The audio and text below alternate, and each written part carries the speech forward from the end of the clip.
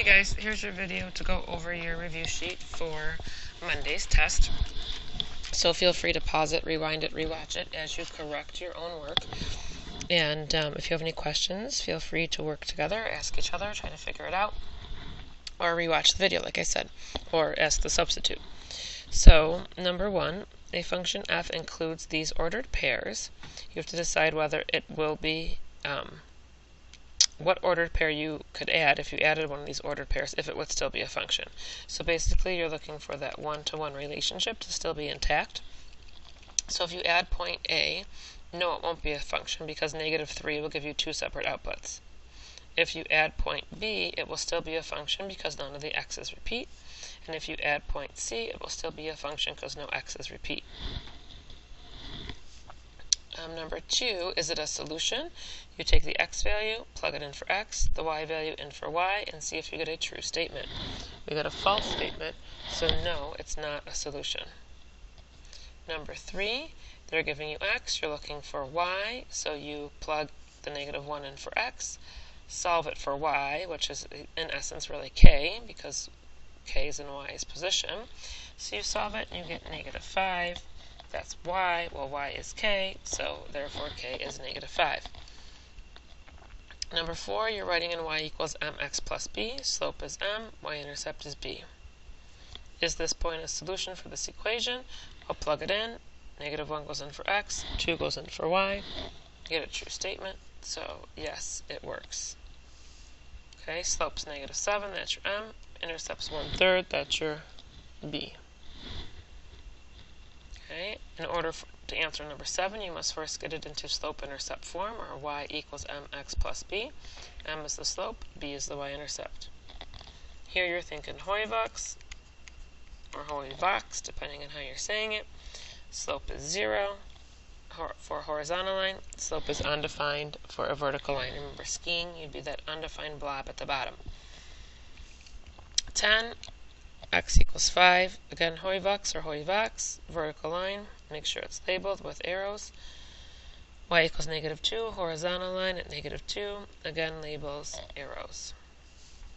11, slope, y-intercept, start at the y-intercept, count the slope, down 3, right 2, arrows and a label, make sure you're using a ruler to connect your lines. Number 12, in order to graph it, you must put it in slope-intercept form. Y equals mx plus b. Remember, b is your y-intercept. It tells you where to begin. So -5, up 1, right 1, labels, arrows. 13 is actually an inequality. It's a greater than, so it's going to be dashed. So you first have to get it into slope-intercept form, or y alone. So you solve it. Okay, notice the sign flip. You divide it by a negative number, flip the sign, graph the line, test a point. It's a true statement. Shade to include. Okay, writing equations. There they are. Plug in the slope, plug in the y-intercept. C and D, again, your Hoivux. 15, equation of the line parallel to the x-axis means it's going to be horizontal. Parallel to the y-axis means it's going to be vertical. Okay, write the equation of the line given a point and the slope. Plug the slope in for m. Plug the point in, x for x, y for y. Solve for b. Rewrite in slope-intercept form. 18, same thing, passes through this line, has the slope. Okay, plug in. Get y equals -2/3 x plus 3.5. Some kids wrote point slope formula, which is fabulous. It's less work actually if you memorize the formula, which of course you'll have memorized for the test. Okay, so then you just plug in.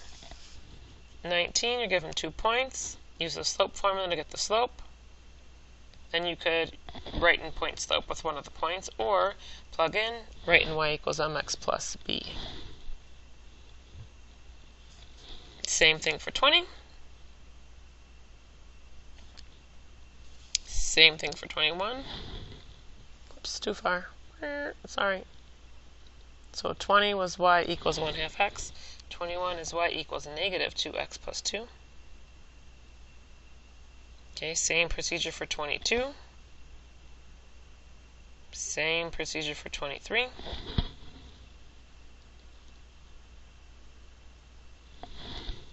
Remember, you can pause if you want, rewind, replay, whatever you got to do. 24 asks specifically for point slope form. Remember, x is h, y is k, like the alphabet, keep it in order. So first thing I had to do was put it in slope intercept form. Oh, sorry, I'm reading this note that was here. Apparently there was a mistake on the PDF version of this answer key. Anyways, so you have a point. I put it in slope intercept form so I could get the slope. Then I use the slope. I used the slope and the point I was given. Okay, this is y or k. This is h or x. It's the same thing over here. It's just written twice. And then I reminded you of the formula. Y minus k equals m times the quantity of x minus h. M is your slope, h is your x, k is your y. Okay, finding the intercepts. To find the x-intercept, you plug 0 in for y. To find the y-intercept, you plug 0 in for x, and then you just solve. Remember, if you get confused, plug 0 in for one of them, and whatever letter's left at the end is that intercept. So I plug 0 and I'm left with x at the end, so x is the given intercept. Okay, and then 26. Domain is all of your x values, written in the fancy braces. Range is all your y values, again written in your fancy braces. Keep them in order so that you can match them up if you needed to. Okay, plot the points. What is the area? Well, in order to find the area, you have to do some work, because you don't know how to find the length of a diagonal line. But you do know how to find the length of, if I extended, here are the dotted parts, or if I went inside, you could find the lengths. So you could actually use the Pythagorean theorem. You know that this is 6, you know that that's 8. Okay, plug in, you get 10. And then 10 by 10 is 100, so the area is 100 units. Segment AB is this segment here. If you want to know its slope, you can actually just count it.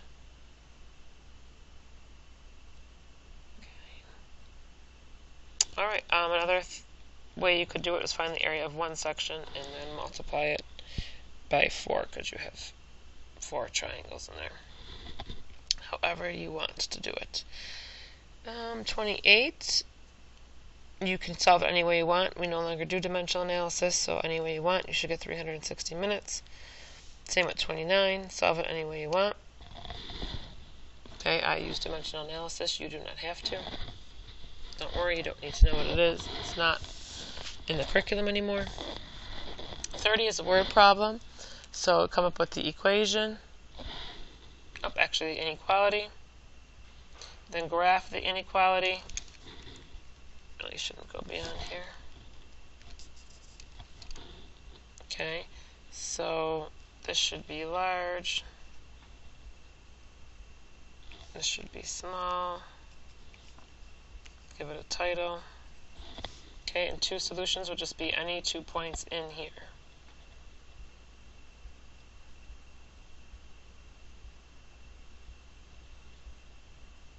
Okay, water is leaking, so the rate is 2 ounces an hour. Fluid ounces of water in the jug to begin with was 52 ounces based on how long it took. So 2 ounces an hour, 3 hours lost, 6 ounces. Okay, so you lose 20 ounces per hour. I don't know what that says. Oh, sorry, I wrote this last year. I can't tell what it says. Okay, so after leaking for 2 hours, the jug contains 48 fluid ounces. So that means it had 52 to start because it was 2 hours. So that's 4 ounces that it lost. So 48 plus 4 is 52 ounces to start with. So that's just working backwards.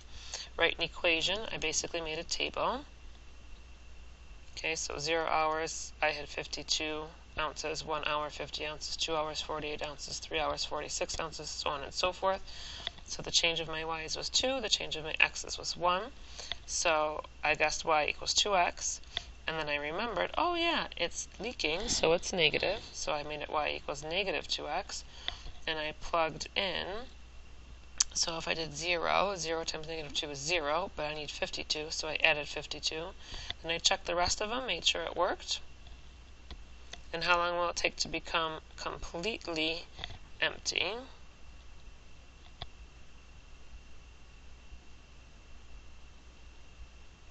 It would take you 26 hours to become completely empty, because you want to know when y is going to equal 0. Okay, I'll give you 26 hours. Alternative method for solving. Okay, 26 hours either way you slice it. Then you have this page next. So your parent function is f of x equals x.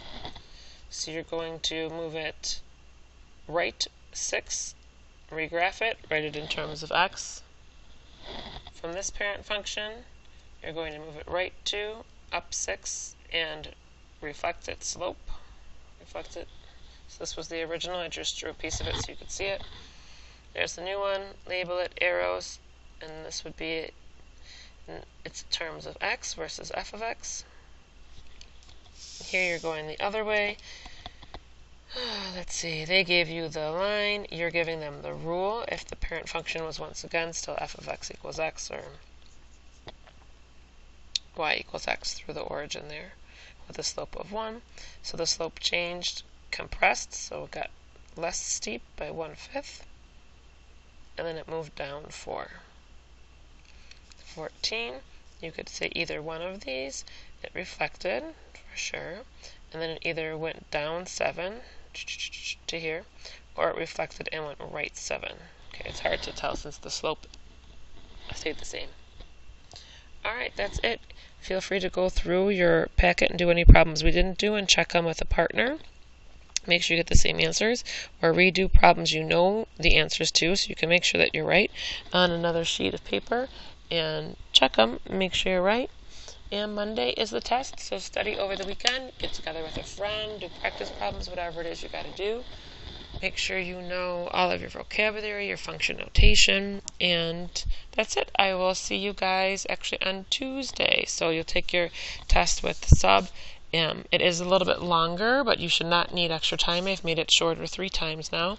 So if you're kind of bare bones at the moment, so make sure you get in here on time and that you work diligently keeping track of your time. Alright, that's it. Have a good weekend.